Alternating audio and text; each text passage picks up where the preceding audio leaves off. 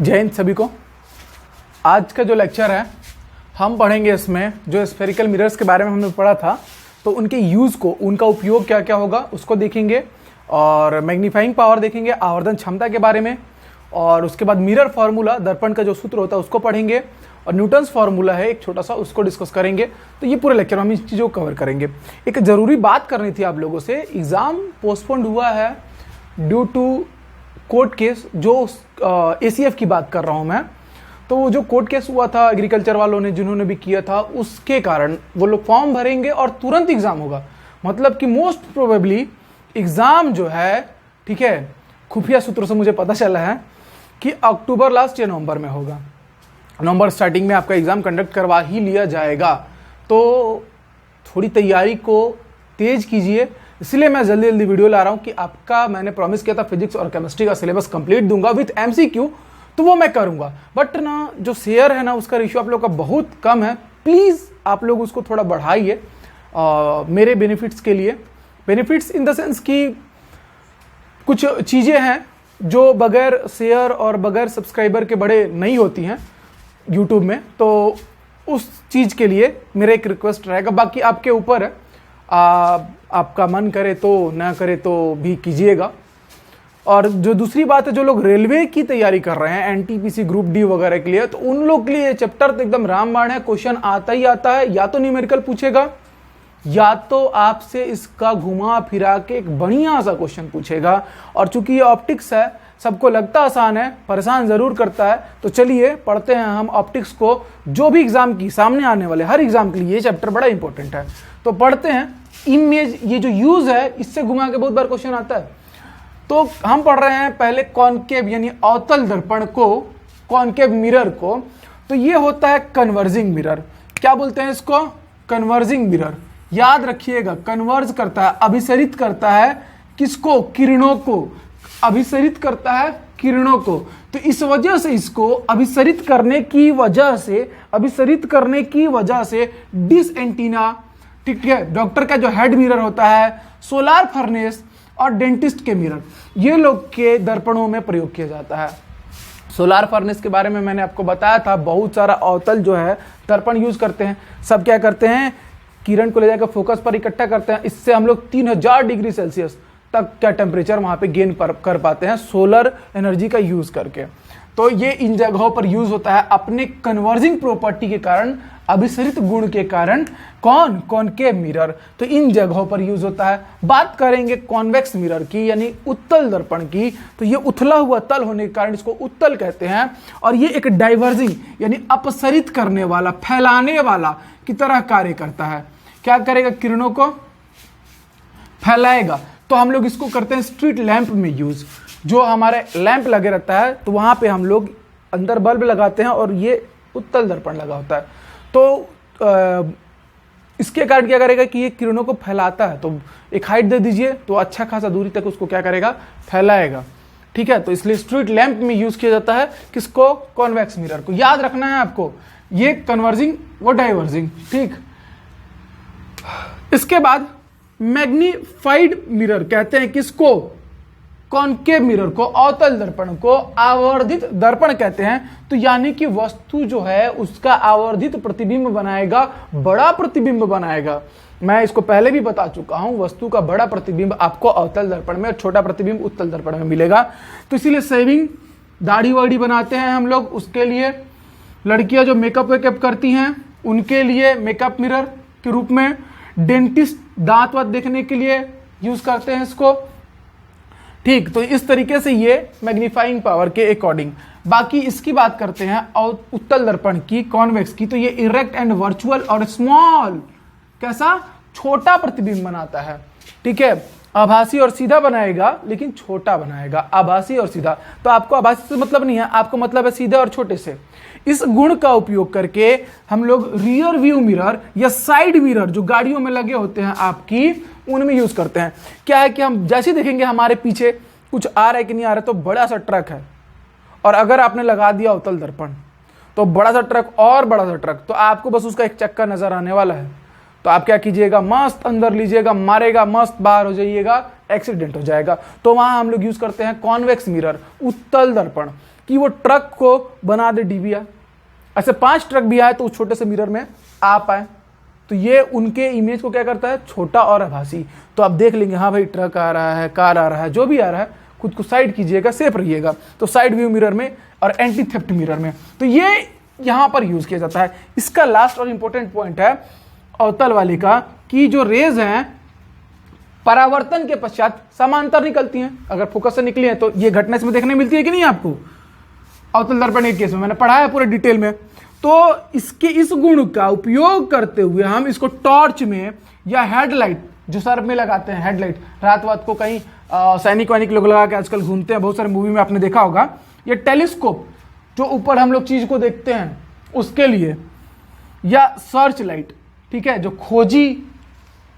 खोजने के लिए, या कंपनी उम्पनी में बड़े बड़े प्लांट्स में यूज होता है सर्च लाइट। कहीं चोरी वोरी करने के लिए बड़ा बड़ा कूद के घुस तो नहीं रहा है, तो वो लोग को सर्च मारने के लिए एकदम फोकस करेगा, उतना पैरेलल ही जाएगा और उतनी दूर में ही दिखाता रहेगा, और आप उसको घुमाते रहिए और एकदम क्लियर दिखाता रहेगा। तो सर्च लाइट वगैरह के लिए यूज किया जाता है। तो ये दोनों का यूज था।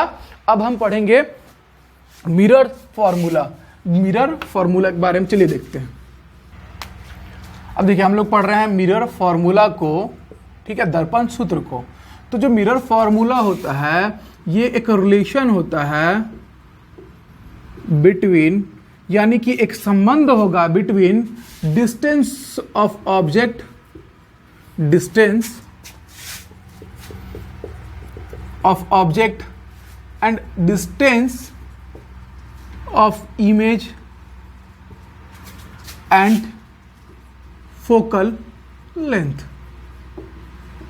ठीक, इन तीनों के बीच में स्फेरिकल मिरर के लिए एक फॉर्मूला बनाया गया है जो इन तीनों के बीच में रिलेशन को बताएगा, और वो होता है 1 अपॉन डिस्टेंस ऑफ ऑब्जेक्ट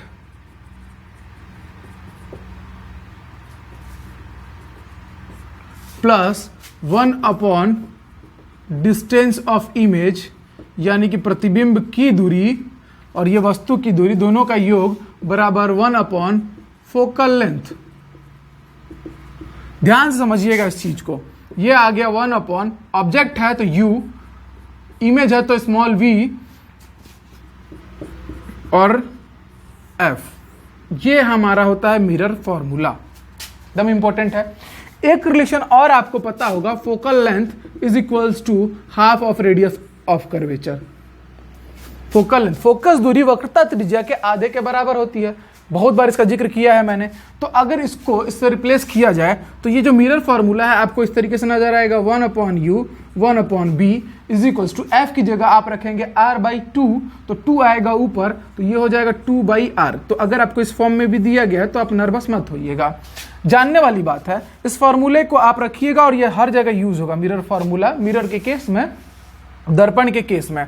लेकिन जो इसमें वस्तु है, अब बात की जाएगी वस्तु की। अगर आपने इसको लिख लिया होगा तो मैं इसको मिटा दूं।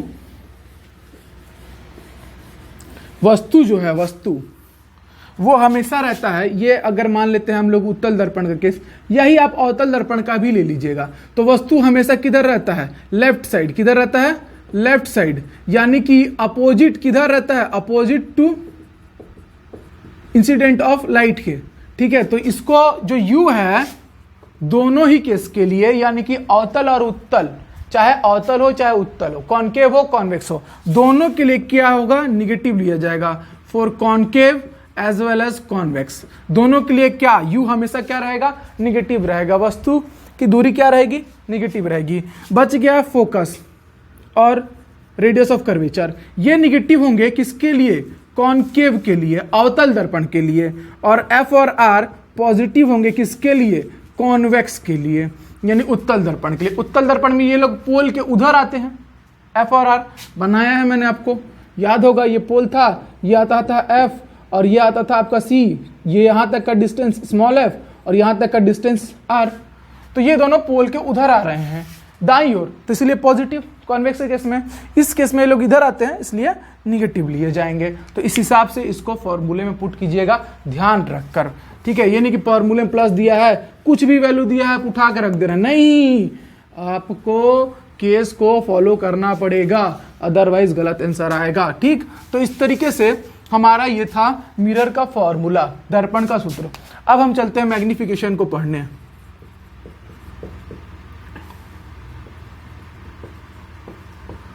आवर्धन क्षमता या आवर्धन सूत्र, देखिए रेशियो होगा ये height of image divided by height of object. इसको हम लोग H2 से और इसको H1 से रिप्रेजेंट करते हैं और इसको हम लोग बोलते हैं M। तो M का फॉर्मूला आ गया H2/H1। ठीक, ये आप याद रखिएगा। हाइट ऑफ इमेज प्रतिबिंब की ऊंचाई और वस्तु की ऊंचाई का अनुपात आवर्धन क्षमता कहलाएगा उस दर्पण का। अब ये कॉन्केव और कॉन्वेक्स के लिए कैसे होगा? इसका मान धनात्मक ऋणात्मक होगा तो क्या होगा?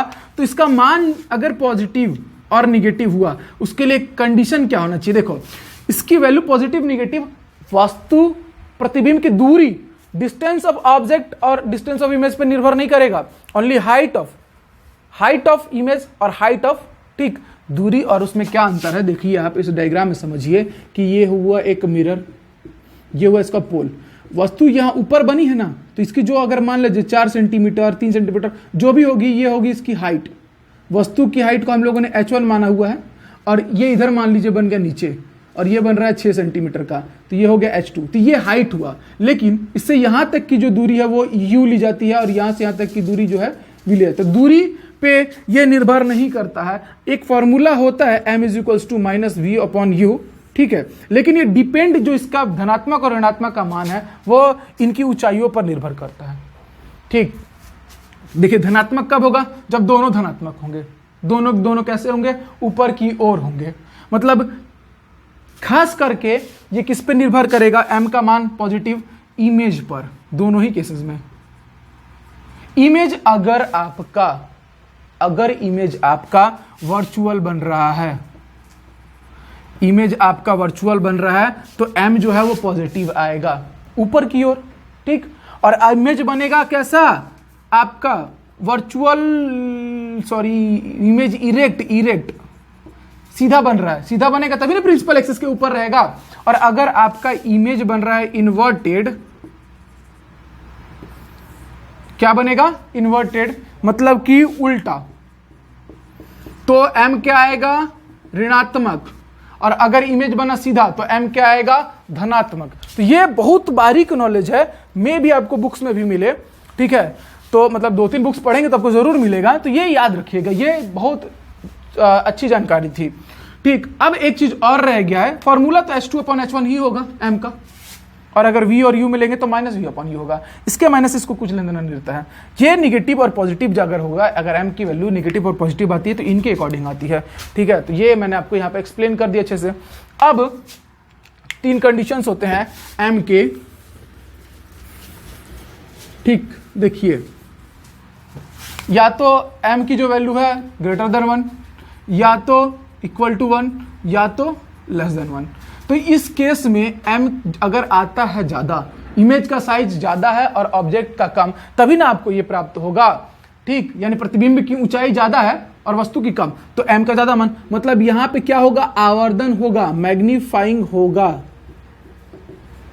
ठीक है। यहां पे साइज कैसा रहेगा? इक्वल, बराबर, वस्तु प्रतिबिंब दोनों का साइज बराबर, तो 1। सिंपल मिरर यानी प्लेन मिरर के केस में, समतल दर्पण के केस में सब मिलता था हम लोग को। M > 1, तो इस केस में क्या होगा? डिमिनिस्ड,